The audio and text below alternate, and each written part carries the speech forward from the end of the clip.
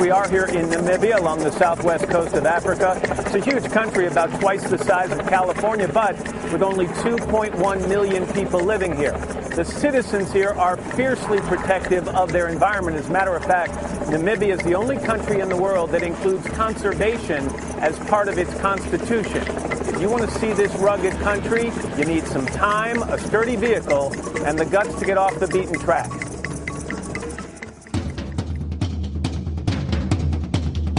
It is said that in Namibia, your adventure begins where the road ends.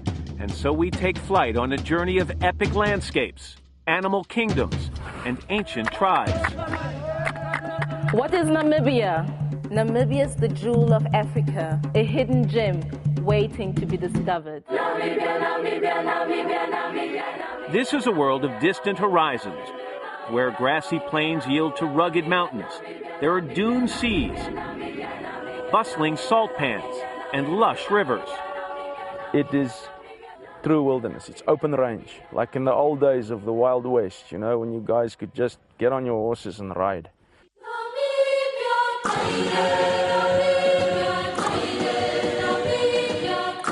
Namibia is its people.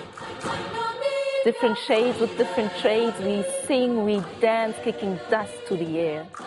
There are only 2 million people in Namibia, with over a dozen ethnic groups and languages, yet they all coexist peacefully.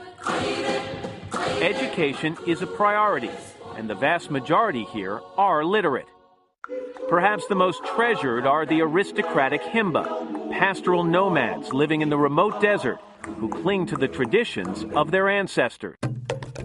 Namibia is its ancient desert, history carved in the curve of each dune. Here along the western coast is the Namib. It is the world's oldest living desert. Basically never rains here, but there is water. It comes from the mist that rolls in every day, and life around here survives on the little dew droplets that form from that mist. So from the tiniest beetle to the largest desert elephant, the rule here is adapt or die. In Namibia, the animals roam freely, nurtured by the people. It's the lifeblood of the land. In years past, poaching nearly decimated many of the major species. But after gaining independence from South Africa, Namibia became the first country to protect the land and wildlife in its constitution. Through an innovative system of local conservancies, communities now monitor their own natural resources. Today, over 40% of the country is protected. The new culture that the people are having is it's ours. It's ours. It belongs to us, nobody else. And if we don't look after the game, then who's going to look after it? We want our following generations to see what's happening and then benefit therefrom. These days, their endangered species are thriving, like the black rhino, once on the verge of extinction. Its population has tripled. Namibia's model of conservation is now a blueprint for other nations. Namibia is the skeleton coast, a no man's land, where shipwrecks lie forgotten. The ocean here is so treacherous and the climate so harsh that sailors who crashed on these shores lived only to die in the desert. Bones of their ships are all that remains, scattered along their coastal grave. Namibia is a playground where you can soar on the wings of adventure if you're bold enough to dare. Camps range from rugged to 5-star luxury. And if you're up for a thrill, you can leap out of the waves, race down slopes as tall as skyscrapers, take flight above the dunes, or simply lose yourself in the wild. Then again, in Namibia, it's wise to remember, you're never truly alone. And that is Namibia.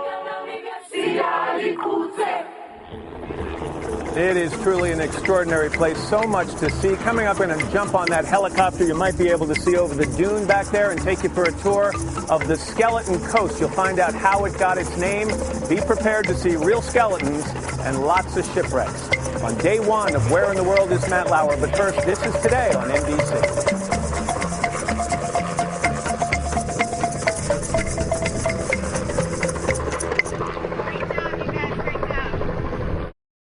Remember the novel Around the World in 80 Days? Well, that's child's play for our Matt Lauer because he did it in just 5. And we thought it would be fun to take a quick look back at where in the world, in this boondoggle, actually adventure. You're gonna go. That first day, I mean, that's... Namibia is beautiful, guys. You've got to see this place. It's the place we got to spend the most time in because it was the weekend.